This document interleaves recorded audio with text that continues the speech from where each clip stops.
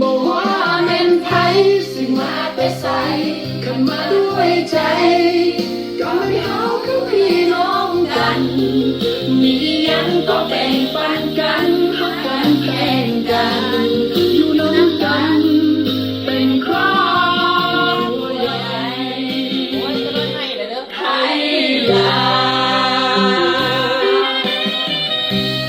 ที่นี่บ่มีสนสันบ่มีคนจนบ่มีคนรวยมาอยู่ด้วยกันขอมีแต่ใจของคนที่อยากฝึกตนอยากจะหลุดพ้นจากทุกข์โลกที่ทุกกิเลสทำร้ายเจ็บปวดเสียใจโอ้อยากเวียนหัวตายเกิดอีกแล้ว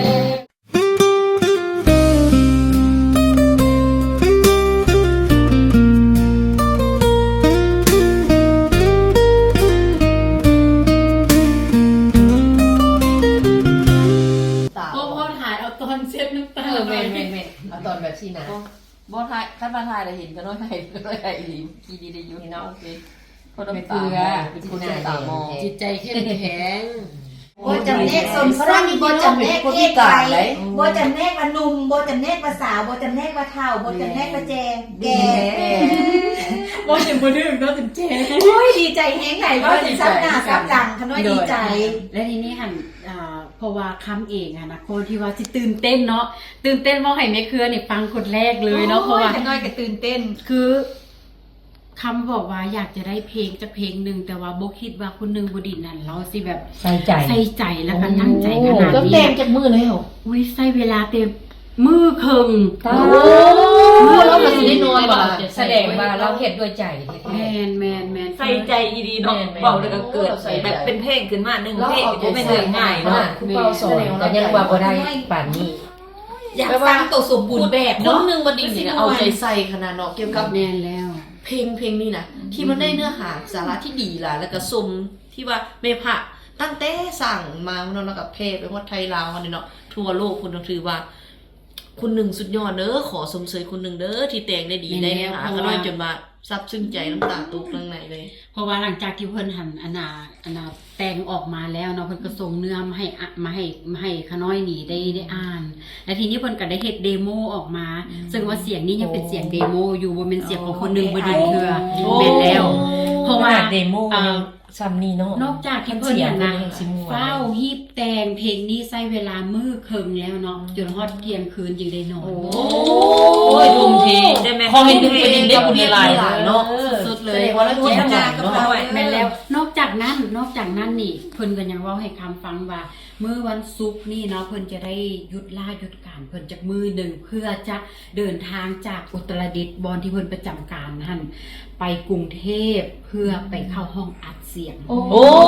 สลายเลยอีกเนาะสลายนะขาดการไปแม่แล้วจินพลอยว่าสิได้ฟังเสียงนุ่มๆเสียงลึกๆเสียงที่หน้าสีขาวเสียงหน้าดื้อๆของคนนึงบุดินเขารอฟังเขาอยากฟังอยากฟังหน่อยเลยเนาะสิกดแชร์โหลดก่อนอื่นหมดเลยทั้งนั้นทั้งนี้ก็พวกเขาในทีมก็ขอขอบใจมีนางคำหลายๆเด้อที่ว่าสื่อสารมาให้พวกขน้อยได้ฟังได้ฮู้ได้เห็นบทเพลงดีๆแบบนี้นะขน้อยขอแสดงความขอบใจนางคำหลายๆเด้อทั้งงามทั้งเก่งเด้อขอบใจต้องขอบใจสองคนหนึ่งบดินแต่ว่าคนเฮาซุมื้อนี่น่ะซอกหาความจริงเลยแต่เขาบ่ฮู้ว่าความจริงอยู่ไสเนาะบัดนี้ถ้าผู้ใดได้ยินเพลงนี้คือสิฮู้ความจริงแล้วเนาะสองคำเนาะโดยเขาทุกคนบ่หวั่นไหวต่ออุปสรรคปัญหาต่างๆเฮานี่ฮู้กันแล้วเนาะแต่ว่ายังหลายคนบ่ฮู้เนาะเฮาอยากให้เฮ็ดจังได๋เฮาสิให้ผู้อื่นได้ฮู้ได้เห็นได้จักคือเฮานี่แหละนี่ฮู้ก็ให้ฮู้จักก็ให้จักคือต้องเฮ็ดคนนึงนี่ต้องเฮ็ดคนนึงซื้อออกไปเฮ็ดคนนึงซื้อออกไปคนต้องได้ฟังแล้วก็มีความเข้าใจอีกนะเพลงมันเนื้อหาดีแล้วก็ม่วนอีกเป็นธรรมนี่เป็นธรรมนี่มีประโยชน์หลายเด้อมาไปในโตเป็นเพลงธรรมะเลยบ่เก่งขนาดนี้ซื้อเพลงนี้เนาะซื้อว่าเพลงพระเมตตาสวยโอ้สาธุนะน้องผู้แต่งเด้อและซื้อเพลงนี่ก็แม่นทันแม่พระเมตตาเป็นผู้มอบให้ แต่เนื้อในใจความหมายของการแต่งเพลงนี่คือคุณหนึ่งบุดิตกันกล่องออกมาจากความรู้สึก แสดงว่าเรามีบุญเก่า สิ่งที่เพิ่นมีแน่นอนสัมผัส เพิ่นมีบุญเก่ามีบุญ ป ทาง ฏิ ใด บัติธรรมของพวกเฮาและเพิ่นก็กันกล่องออกมาเป็นคำเว้าที่เป็นเนื้อเพลงที่สามารถสื่อให้เห็นถึงแนวคิดจิตใจจุดประสงค์เป้าหมายของท่านแม่พระเมตตาที่อยากเห็นแบบนี้จริงๆจึงคอยว่าเฮ็ดให้เวลาพวกเฮาได้มาฟังเนาะแล้วพวกเฮาอาจจะซาบซึ้งอินเข้าไปถึงหัวจิตหัวใจของพวกเฮาทุกคนว่าแม่นบ่หรือว่า แม่ แม่น บอกเสียงเดียวเลยแม่ ถ้าน้องรู้สึกว่าเพลงเข้าไปในหัวใจเขา ถ้ามาว่าเพลงนี่เห็นว่าธรรมดา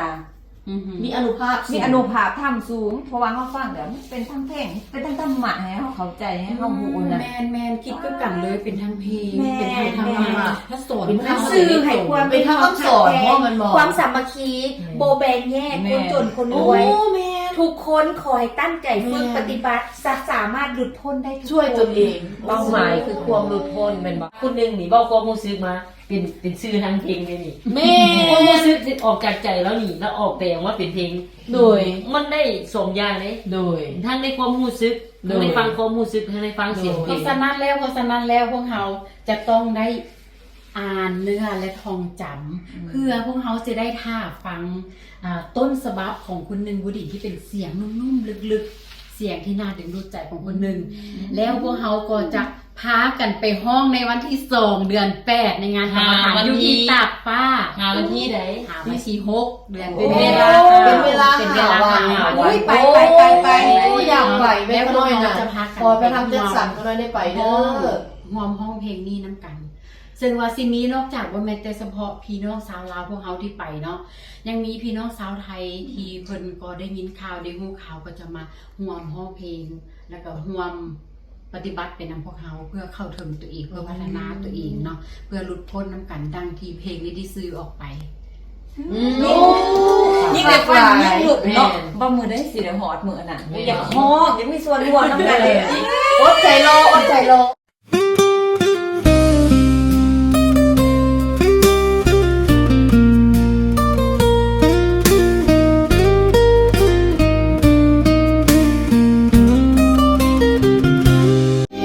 เมฆพาคุณเอาไว้ยาวใจไม่รอ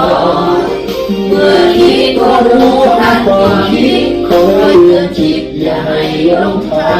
งอย่าเปิดใจให้มันมารอต้องขอให้บอกตัวเองทุกครั้งคนที่ทำมันเดินทางเดินนั้นก็ระลึกรู้สึกเสมอ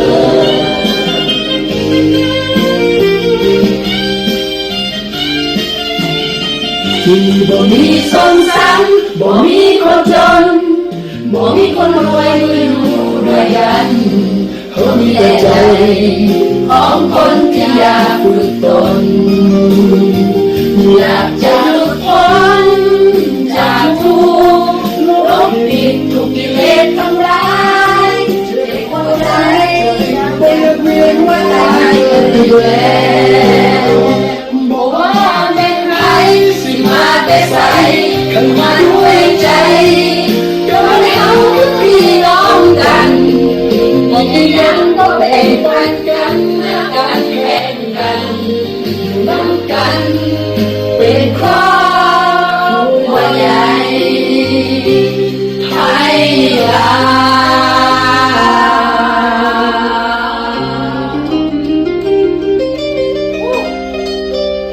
สร้างเสียงได้